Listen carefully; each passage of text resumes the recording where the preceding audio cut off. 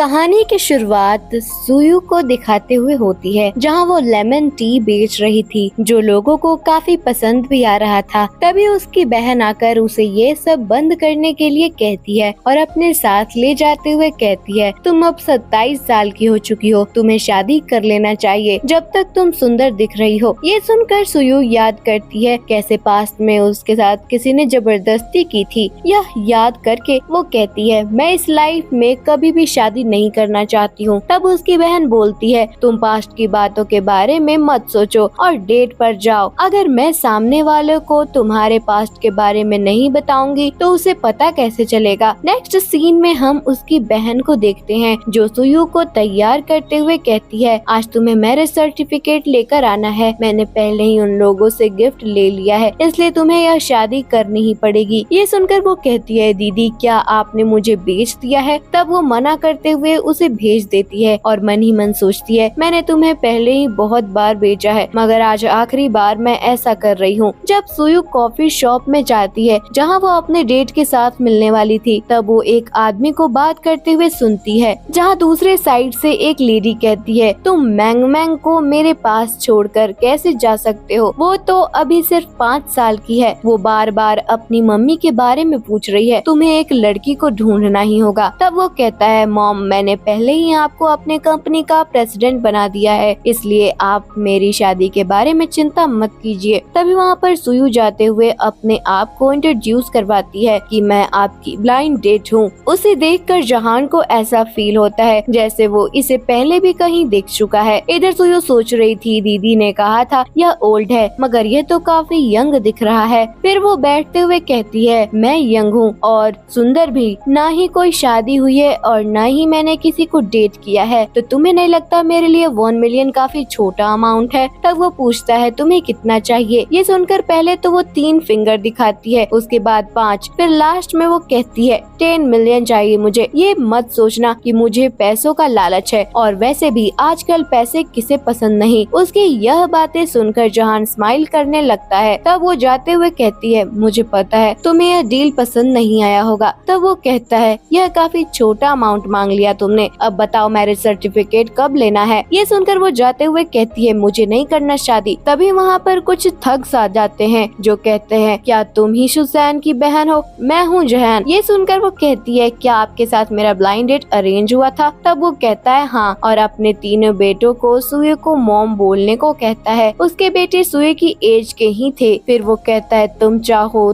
तो मेरे तीनों बेटों को भी सर्व कर सकती हो। ये सुनकर वो परेशान होने लगती है। इधर वो अपने बेटे को सुयो को घर ले जाने के लिए कहता है। ये सुनकर वो तीनों सुयो की तरफ बढ़ने लगते हैं। तभी यंग जान ओल्ड जान को धक्का देकर सुयो को किस करने लगता है। यह देखकर ओल्ड जान गुस्सा होते हुए अपने बेटे को उसे मारने के लिए भेजता है, मगर उल्टा वो पीट जाता है और वहाँ से डर कर भाग जाता है। तब सुयो उसे थैंक्स कहती है। तब वो अपना इंट्रोडक्शन देते हुए कहता है, मेरा नाम जहान शू है, मैं भी यंग हूँ और तुम्हारी तरह ही ना मैंने किसी से प्यार किया है और ना ही शादी। यह सुनकर सुयू पूछती है, तुम मुझे यह सब क्यों बता रहे हो? कहीं तुम मेरे साथ डेट पर तो नहीं जाना चाहते हो? तब वो कहता है, बिल्कुल नहीं, और उसके करीब जाते हुए कहता है, मैं तो तुमसे शादी करना चाहता हूँ। ये सुनकर सुयू शॉक्ड रह जाती है। फिर वो याद करती है कैसे उसकी बहन ने उसे ओल्ड मैन से बेच दिया था। यह याद करके वो शादी के लिए मान जाती है। नेक्स्ट सीन में हम देखते हैं उन दोनों ने मैरिज सर्टिफिकेट ले लिया होता है। वो बाहर आते हुए कहती है, मिस्टर जहान शू, मुझे अभी लेमन टी बेचने जाना है। ये सुनकर वो पूछता है, क्या तुम लेमन टी बनाती हो? तब वो कहती है, हाँ मैं बहुत अच्छा लेमन टी बना लेती हूँ। वैसे तुम क्या करते हो? ये सुनकर वो सोचता है, अगर मैंने इसे अपनी रियल आइडेंटिटी बता दी तो यह डर जाएगी। फिर वो कहता है, मैं अभी जॉब के तलाश में हूँ। तब वो कहती है, मगर तुमने तो कहा था तुम मुझे 10 मिलियन दोगे, क्या वो सब झूठ था? तब जहान शू बोलता है, क्या तुम्हें अब दहेज चाहिए? ये सुनकर सुयू हंसने लगती है और कहती है, तुम्हें चिंता करने की जरूरत नहीं है, अब हमने मैरिज सर्टिफिकेट ले लिया है, इसलिए तुम पैसों के बारे में भूल जाओ। तब वो कहता है, मेरे पास कुछ सेविंग्स है, इसलिए मेरे लिए 10 मिलियन ज्यादा अमाउंट नहीं है। फिर वो कहती है, क्यों ना तुम मेरी हेल्प कर दिया करो लेमन टी बेचने में, इससे कुछ अर्निंग तो हो ही जाएगी। ये सुनकर वो ओके में जवाब देता है। फिर सुयू वहाँ से बाय बोलकर अपने काम पर जाने लगता है। तभी वहाँ से 3 ब्लैक कलर की कारें आती हैं, जिनसे कुछ लोग बाहर आते हैं और सभी एक साथ झुककर जहान से कहते हैं, सर हम आपको घर ले जाने आए हैं। ये सुनकर जहानशू घबरा जाता है और जल्दी से उन्हें वहाँ से जाने को कहता है। इधर सुयु पीछे मुड़कर देखती है और वापस आती है। तब तक वो लोग वहाँ से जा चुके थे। वह जहानशू से कहती है, ये लोग कौन थे? तब जहान कहता है, बस उनको गलतफहमी हो गई थी, वही मैं क्लियर कर रहा था। वैसे तुम वापस क्यों आई? तब सुयु कहती है, मैं तुम्हें अपना नंबर और एड्रेस देना भूल गई थी, और वह उसे नंबर देकर वहाँ से चली जाती है। नेक्स्ट डे हम सुसैन को सुयु से झगड़ा करते हुए देखते हैं। सुसैन सुयु से कहती है, तुम पागल हो, मैं तुम्हारे लिए एक पति ढूंढी थी इतनी मुश्किल से, क्या मैं तुम्हें पागल देखती हूँ जो तुमने उस आदमी को पिटवा दिया? जिस पर सुयु कहती है, यह तुम क्या बोल रही हो? वह आदमी मेरा दादा हो सकता है पर पति कभी नहीं। तुमने उसका एज भी देखा है? जिस पर सुसैन कहती है, मुझे धोखा देने का तुम्हारा अधिकार नहीं है, तुम्हें वही करना होगा जो मैं कहूँगी। मेरे माँ पापा बीमार हैं और उन्हें इलाज के खर्च की जरूरत है। जिस पर सुसैन कहती है, इसमें मैं क्या कर सकती हूँ? अपने माँ पापा को ढाल के रूप में इस्तेमाल मत करो, मैं तो तुम्हें अपनी बहन की तरह मानती हूँ, मगर तुमने मुझे बेच दिया था। सुसैन कहती है, तुम मेरी मदद करो और मुझे पैसे दो। जिस पर सुयु अपना मैरिज सर्टिफिकेट दिखाते हुए कहती है, बहन मैं तुम्हारी मदद नहीं कर सकती, मैं शादीशुदा हूँ। जिस पर सुसैन गुस्से में कहती है, जो घिनौना काम तुमने 6 साल पहले किया था, मैं वो सभी बातें तुम्हारे पति को बताऊंगी। इसके बाद हमें सुयु का पास्ट दिखाया जाता है, जहाँ उसने एक बेबी गर्ल को जन्म दिया था, पर जब सुयु की आंखें खुली तो उसकी बेबी उसके पास नहीं थी। सुसैन से पूछने पर उसने बताया कि बेबी का जन्म होते ही डेथ हो गई थी। अब हम प्रेजेंट का सीन देखते हैं, जहाँ सुसैन वहाँ से जा चुकी थी। अभी सुयु अपने ख्यालों में खोई ही थी। तभी वहाँ पर कुछ कस्टमर्स आ जाते हैं, और यह कस्टमर्स कोई और नहीं बल्कि सुयु के स्कूल के क्लासमेट्स होते हैं। वो लोग सुयु को 4 कप लेमन टी बनाने को बोलते हैं। फिर लिली सुयु का मजाक उड़ाने लगती है कि वह कितनी गरीब है, और उसे बताती है कि उसका हस्बैंड बहुत रिच है, वह जायो फैमिली का छोटा बेटा है, और उसके साथ ही मजाक बनाते हुए कहती है, हमें सुयु की हेल्प करनी चाहिए कुछ पैसे डोनेट करके। जिस पर वह सभी अपने अपने बैग से थोड़े थोड़े पैसे निकालते हैं और वो सभी पैसे लेकर सुयु को देती है। पर सुयु पैसे नहीं लेती तो लिली वो पैसे सुयु के मुंह पर फेंक मारती है। पर तभी वहाँ जहानशू आ जाता है और उन सबको थोड़ी तमीज सिखाने लगता है। जिस पर लिली बहुत चिढ़ जाती है और कहने लगती है, मेरा हस्बैंड बहुत रिच है और आज रात वह सबको एक बहुत लग्जरी होटल में पार्टी दे रहा है। पार्टी में स्कूल के सभी फ्रेंड्स और टीचर्स आएंगे। यहाँ से जाने के बाद जायो लिली से कहता है, तुमने पार्टी का जिक्र क्यों किया? जिस पर लिली जवाब देती है, क्योंकि मुझे सुयु और उसके पति की इंसल्ट करनी है, और वह स्कूल ग्रुप पर सबको पार्टी का इनविटेशन भेज देती है। दूसरी तरफ जहानशू जायो की जानकारी निकाल लेता है तो उसे पता चलता है कि जायो फैमिली में चैन नाम का कोई दूसरा बेटा नहीं है। असल में चीन नाम का शख्स तो एक ड्राइवर है और वह जाओ फैमिली के बेटे का ड्राइवर है। उसका आपराधिक रिकॉर्ड है और उसके परिवार पर कई मिलियन का कर्ज है। यह जानकर जहानशू को अच्छा लगता है और वह सोचता है, ऐसा लगता है कि यह चैन दूसरी पीढ़ी का नकली अमीर है, क्योंकि इसका बाप भी ऐसा ही था। वह सुयु के पास जाता है और सुयु का उदास चेहरा देखकर कहता है, आप इतनी उदास क्यों दिख रही हैं? जिस पर सुयु कहती है, मैं पार्टी में नहीं जाऊंगी। जिस पर जहानशू कहता है, पर क्यों? तुम जरूर जाओगी, चलो पहले हम शॉपिंग पर चलते हैं। वे एक स्टोर जाते हैं, पर स्टोर के कर्मचारी जहानशू को ना पहचानने का नाटक करते हैं, क्योंकि जहानशू ने पहले ही सबको मना कर दिया था। वहाँ के कर्मचारी कहते हैं, आप VIP कस्टमर है, इसलिए आपको स्पेशल ऑफर मिलेगा। इसके बाद सुयु अलग अलग और बहुत सुंदर सुंदर ड्रेसेस ट्राई करती है, पर जहानशू को कोई भी ड्रेस पसंद नहीं आती। सुयु एक पिंक कलर की ड्रेस पहनती है। जहानशू उसे ध्यान से देखता है और कहता है, कुछ तो मिसिंग है,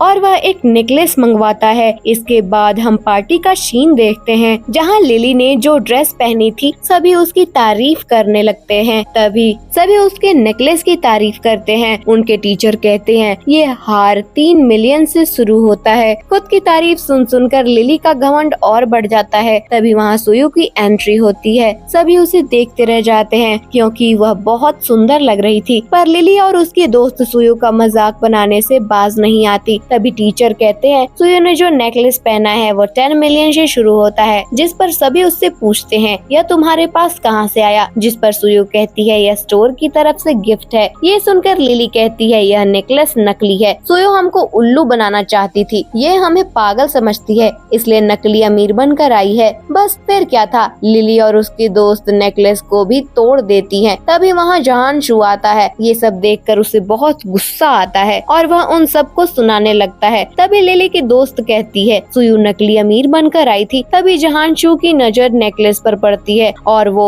उस नेकलेस को देखकर और भी ज्यादा गुस्सा होने लगता है। वो कहता है ये नेकलेस फिनिक्स का है जो कि 100 मिलियन का है, जिस पर वे सभी कहते हैं तो इतना महंगा नेकलेस तुम्हारे पास कहाँ से आया, तुमने जरूर चोरी किया है और वे पुलिस बुलाने को कहते हैं। तभी वहाँ मैनेजर आता है जिसे देखकर चैन कहता है यह एक चोर है, जल्दी से यहाँ पुलिस को बुलाओ। पर जहान शू को देखते ही मैनेजर शॉक्ड हो जाता है और उल्टा चैन की ही इंसल्ट करने लगता है। वह सबको बता देता है कि जहान शू जान फैमिली का बड़ा लड़का है और इस होटल का मालिक भी है। साथ ही चैन कोई रिच किड नहीं है, वो एक फेक रिच है, क्योंकि इसके डैड भी फेक रिच बनने की कोशिश किया करते थे और इसकी फैमिली कर्ज में डूबी हुई है। अब मैनेजर उसे बिल पे करने के लिए कहता है लेकिन चैन के पास पैसे नहीं थे। अब गार्ड्स उसे पकड़ लेते हैं। तब चैन लिली के गले से नेकलेस निकालते हुए कहता है ये 3 मिलियन का है, अब मुझे जाने दो। मैनेजर जहान शू की तरफ देखता है और जहान शू इशारा करता है तो मैनेजर नेकलेस लेकर चैन को जाने देता है। यह तीनों वहाँ से जाने लगते हैं, लेकिन जहान शू के कहने पर मैनेजर उन्हें रोक लेता है और उन तीनों को सुयू से माफी मांगने के लिए कहता है। वे तीनों अपने घुटनों पर बैठकर सुयू से माफी मांगते हैं, फिर उन्हें वहाँ से जाने दिया जाता है। सुयू जहान शू से पूछती है क्या तुम सच में रिच हो, जिस पर वो कहता है बिल्कुल नहीं, बस मैनेजर मेरा अच्छा दोस्त है इसलिए उसने ये सब झूठ बोल दिया। दूसरी तरफ लिली और उसकी दोस्त चैन से झगड़ा करती हैं, पर चैन उन्हें फिर से बेवकूफ बना देता है कि वह सच में रिच है और वह अपने डैड को ही ड्राइवर बनाकर वहाँ बुलाता है कार के साथ, जिससे उन तीनों को यकीन हो जाता है कि ये सही में एक रिच पर्सन है। वो चारों कार में बैठकर वहाँ से निकलते हैं। तभी होटल से जहान शू और सुयू बाहर आते हैं। जहान शू ने उन्हें कार में बैठते देख लिया था, उसको थोड़ा अजीब लगता है क्योंकि वह कार उसी की थी। सुयू उससे पूछती है कि क्या हुआ तुम्हें, जिस पर जहान शू कहता है कि कुछ भी नहीं, तुम कहाँ रहती हो, मैं तुम्हें घर छोड़ देता हूँ। जिस पर सुयू कहती है कि तुम्हें मेरी इतनी देखभाल करने की कोई जरूरत नहीं है, आज रात बहुत कुछ हुआ है और तुमने मेरी बहुत मदद की है, तुम भी थके हुए हो, तुम अपने घर जाओ। जिस पर जहान शू कहता है कि मुझे तुम्हारे अकेले घर जाने की चिंता हो रही है, मैं तुम्हें अकेले नहीं जाने दूंगा, मैं भी साथ चलूंगा, चलो चलते हैं। सुयू जहान शू से कहती है कि पार्टी में तुमने गुस्से में कहा कि तुम जान परिवार के बेटे हो, क्या यह बात सच है? जिस पर जहान शू बहुत प्यार से जवाब देते हुए कहता है कि अगर मैं सच में होता तो क्या होता। जिस पर सुयू कहती है कि नहीं, लेकिन अगर तुम होते तो मैं तुम्हें तलाक दे देती। ये सुनकर जहान शू हैरान होते हुए कहता है पर क्यों, तुम मुझे तलाक क्यों देती? तब सुयू जवाब देती है मुझे अमीर लोग पसंद नहीं है, मैं बस एक सीधा साधा जीवन जीना चाहती हूँ। और वह कुछ सोचते हुए बोलती है, जिस पर जहान शू सोचता है कि अगर सुयू को मेरी सच्चाई पता चली तो वह मुझे तलाक दे देगी। लेकिन वो कहता है कि अच्छा हुआ, सौभाग्य से मैं बिना नौकरी वाला एक सीधा सादा लड़का हूँ, वरना आप मुझसे शादी करने को तैयार नहीं होती। जिस पर सुयू कहती है मैंने आप पर विश्वास करने का फैसला किया था, इसलिए आप मुझसे कभी झूठ मत बोलना, मुझसे कोई बात मत छिपाना।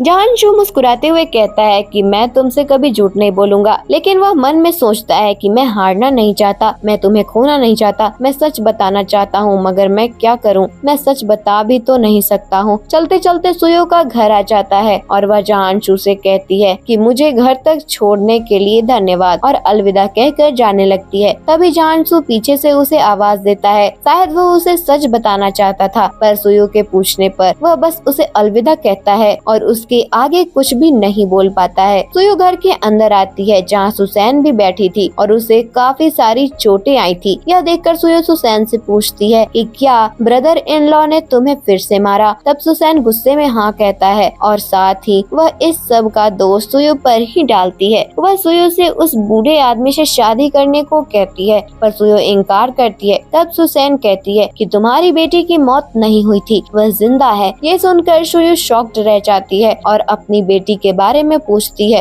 तब सुसैन कहती है कि मुझे 1 मिलियन चाहिए, तभी मैं तुम्हें इस बारे में बताऊंगी। जिस पर सुयु कहती है मैं लेमन टी बेचने का काम करती हूँ, आपके साथ इस किराए के घर में रहती हूँ, मैं आपके लिए 1 मिलियन कहाँ से ला सकती हूँ। जिस पर सुसैन की बहन कहती है मुझे नहीं पता कहाँ से लाओगी, पर तुम्हारे पास बस 3 दिन का समय है। ये सुनकर सुयु कहती है कि सुसैन प्लीज मुझे बता दो मेरी बेटी कहाँ पर है, मैं तुम्हारी हमेशा आभारी रहूंगी। और वह उसके सामने घुटने पर बैठ जाती है। जिस पर सुयु कहती है कि तुम तलाक ले सकती हो और उस बूढ़े से शादी कर सकती हो, उन्होंने कहा कि वह आपको बहुत पसंद करते हैं, आपके वापस आने का इंतजार कर रहा हूँ। पर सुयु कहती है कि नहीं, मैं उनसे शादी नहीं कर सकती हूँ। जिस पर सुसैन उसे 3 दिन का समय देकर चली जाती है। अगली सुबह सुयु अपनी लेमन टी स्टॉल पर थी और बस कल रात के बारे में ही सोच रही थी। तभी उसकी नजर एक छोटी बच्ची पर पड़ती है, जहाँ एक आदमी उसे जबरदस्ती अपने साथ ले जा रहा था। सुयु जल्दी से जाकर उस बच्ची को बचाती है और उससे उसका नाम पूछती है। बच्ची अपना नाम मैंग बताती है। तब सुयु उससे उसके पिता का नाम पूछती है। बच्ची बताती है कि उनका नाम जहानशू है। ये सुनकर सुयु थोड़ी हैरान रह जाती है। दूसरी ओर जहानशू एक विला सुयु के लिए तैयार कर रहा था। तभी उसे मैंग के खो जाने की खबर मिलती है और वह जल्दी से उसे ढूंढने निकलता है। जहानशू का ड्राइवर जो कि चैन का आदमी है, वो चैन को कॉल करके बताता है कि विला पर अभी कोई भी नहीं है, तुम आ जाओ। दूसरी ओर मैंग एक ब्लैक कार दिखाते हुए सुयु से कहती है कि यह मेरे डैड की कार है। सुयु जल्दी से कार का पीछा करती है। कार विला पर आती है और कार से चैन बाहर आता है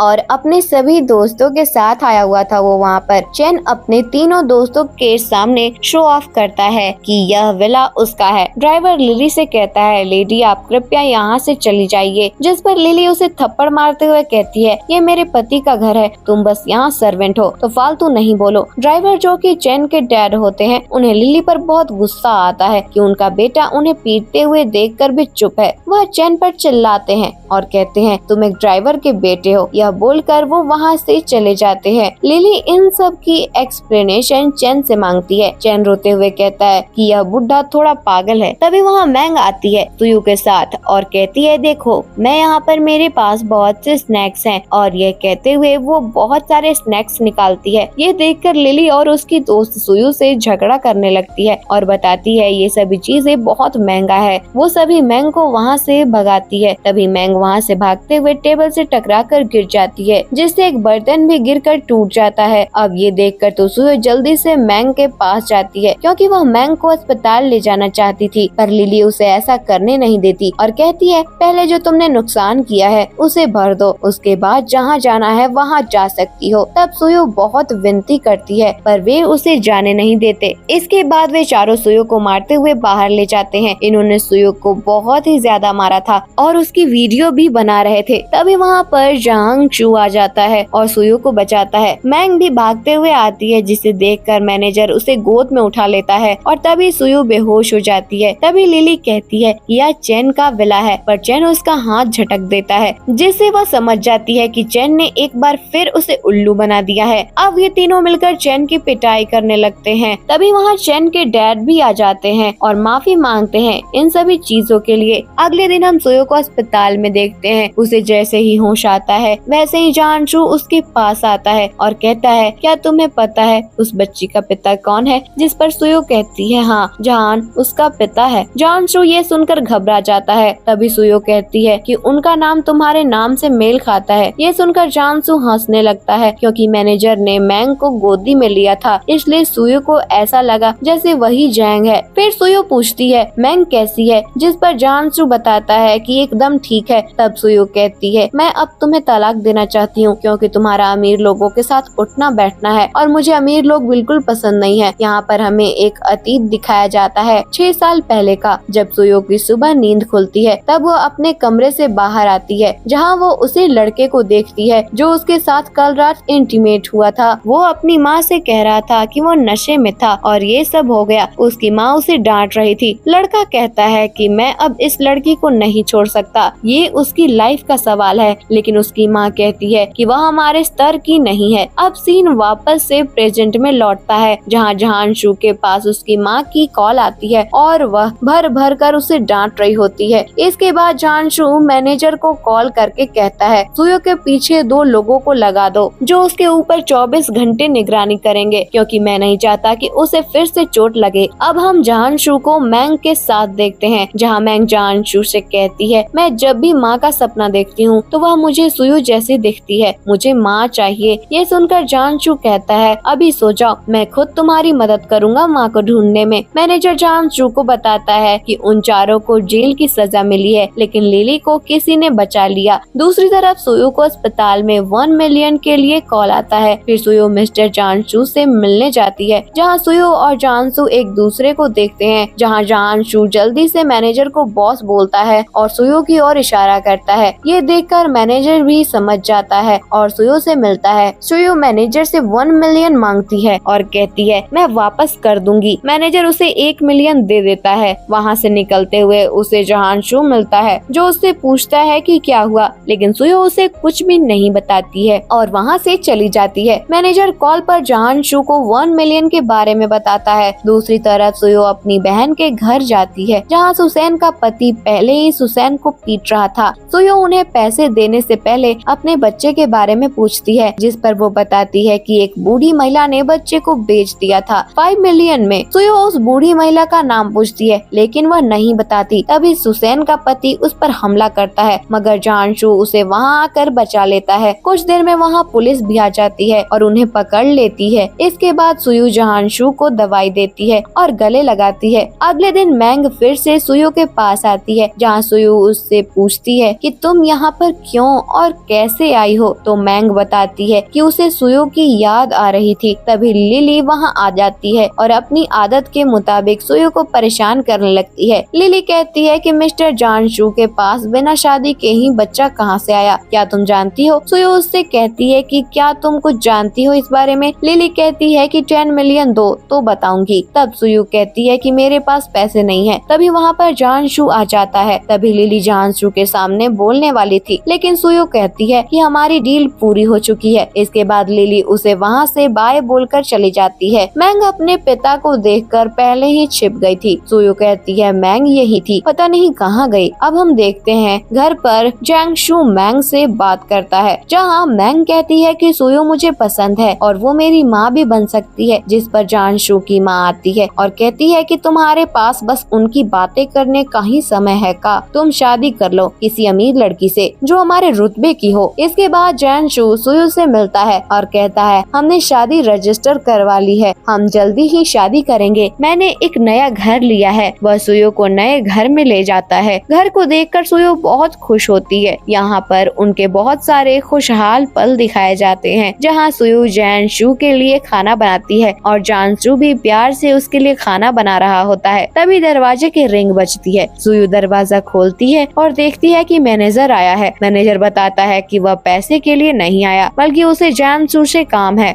वह जहांशु को बताता है कि उसके सौतेले भाई ने न्यूज पर वायरल किया है कि आपने शादी की है, साथ ही वह भी किसी रिलेशन में है और दोनों की गर्लफ्रेंड्स इंटरव्यू देगी। यह सुनकर जहांशु हैरान हो जाता है। फिर जहांशु सुयो से कहता है, मैंने तुम्हारे लिए एक नई नौकरी ढूंढी है मिस्टर चान की कंपनी में। जहांशु का प्लान था कि वह सुयो को सबको दिखा देगा कि यही मेरी वाइफ है, इस वजह से इसका कोई इंटरव्यू नहीं होगा। दूसरी ओर जहांशु का भाई किसी और लड़की के साथ नहीं बल्कि लिली के साथ था और उसने उसे हायर किया था। लिली को लगता है कि उसे सुयो की अच्छी तरह से इंसल्ट करनी है, इसलिए वो इस काम के लिए मान गई थी। लिली और सुयो कंपनी में मिलती है, जहाँ वो सुयो को सबके सामने नीचा दिखाने लगती है और 6 साल पहले की बात उठाती है। सुयो वहाँ से जाने लगती है। तभी वहाँ पर जहांशु उसके सामने आ जाता है। तभी अचानक से सुयो बेहोश हो जाती है। यह देखकर जहांशु उसका अच्छे से ख्याल रखता है। अब हम जहांशु को ड्रिंक करते हुए देखते हैं, जहाँ उसकी माँ वहाँ आ जाती है। वो जहांशु से बात करते हुए उसे सुयो से दूर रहने को कहती है। वह वजह पूछता है, तब वह बताती है कि मैंग की माँ और कोई नहीं बल्कि सुयो है। ये सुनकर जहांशु हैरान रह जाता है। फिर उसकी माँ बताती है कि कैसे सुयो की बहन और उसका ब्रदर इन लॉ ने बच्चे को बेचना चाहा था और वह सही समय पर जाकर 5 मिलियन देकर बच्चा ले आई। उनके जाने के बाद जहांशु और भी ज्यादा ड्रिंक करता करता है। अगले सुबह सुयु उसके पास आती है और कहती है कि वह कुछ कहना चाहती है, जिस पर जान-शू पूछता है कि क्या बात है। तो सुयु बताती है कि 6 साल पहले जब वह एक कंपनी में इंटर्न के तौर पर काम कर रही थी, तब वो एक आदमी के साथ इंटीमेट हो गई थी। वह आदमी बहुत नशे में था और उसने उसकी कोई बात नहीं मानी। जान-शू उसे चुप कराते हुए और खुद को करीब लाते हुए कहता है कि पुरानी बातों को याद मत करो। इसके बाद जान-शू को कॉल आता है कि मैंग की तबीयत ठीक नहीं है। सुयु मैंग को देखती है जो अपनी दादी के साथ थी। मैंग बताती है कि सुयु बहुत अच्छी है, जैसे उसकी माँ उसे चाहिए थी, वैसे ही वो सुयु को अपने सपनों में देखने वाली माँ जैसी दिखती थी। वैसे ही जान-शू के वहाँ पहुँचने पर मैंग वहाँ से चली जाती है। अगले दिन सुयु अपने लुक्स को बदलकर और मैनेजर के साथ निगरानी करने लगती है। लिली वहाँ आती है और सुयु से झगड़ती है। तभी वहाँ जान-शू की माँ से टकरा जाती है, जिस वजह से माँ गिर जाती है और लिली बिना माफी मांगे उन्हें अंधी बुड्ढी कहकर उठाने की कोशिश करती है। तभी सुयु बीच में आ जाती है और उन्हें बचा लेती है। तभी जान-शू का छोटा भाई आता है। तब लिली उसे बताती है कि ये दोनों उसे परेशान कर रहे हैं। माँ अपनी टोपी निकालती है। उन्हें देखकर जान-शू का भाई माँ से कहता है, माँ आप। लिली शॉक्ड हो जाती है ये सुनकर। जान-शू का भाई लिली को माँ से माफी मांगने के लिए कहता है। लिली घुटनों पर बैठकर माफी मांगती है और फिर लिली को वो लोग वहाँ से भगा देते हैं। इसके बाद सुयु को सारी सच्चाई पता चल जाती है कि वही मैंग की असली माँ है। फिर माँ वहाँ से चली जाती है। कुछ देर बाद मैंग वहाँ आती है और सुयु को गले लगाती है। सुयु जान-शू से नाराज थी कि आखिर उसने उसे सच क्यों नहीं बताया। अब तक उसने झूठ बोला था कि वो मैनेजर के अंडर काम करता है, बल्कि वो खुद जान फैमिली से बिलोंग करता है और काफी रिच भी है। इसलिए वो मैंग को लेकर वहाँ से चली जाती है। तभी कुछ लोग आते हैं और उन्हें एक फॉरेस्ट का टेम्पलेट देते हैं, जिसे देखकर मैंग कहती है कि वह माँ और डैड के साथ वहाँ जाना चाहती है। तभी जान-शू सुयु का हाथ पकड़ते हुए कहता है फिर चलते हैं यहाँ पर। और इसी के साथ इस ड्रामा की हैप्पी एंडिंग हो जाती है।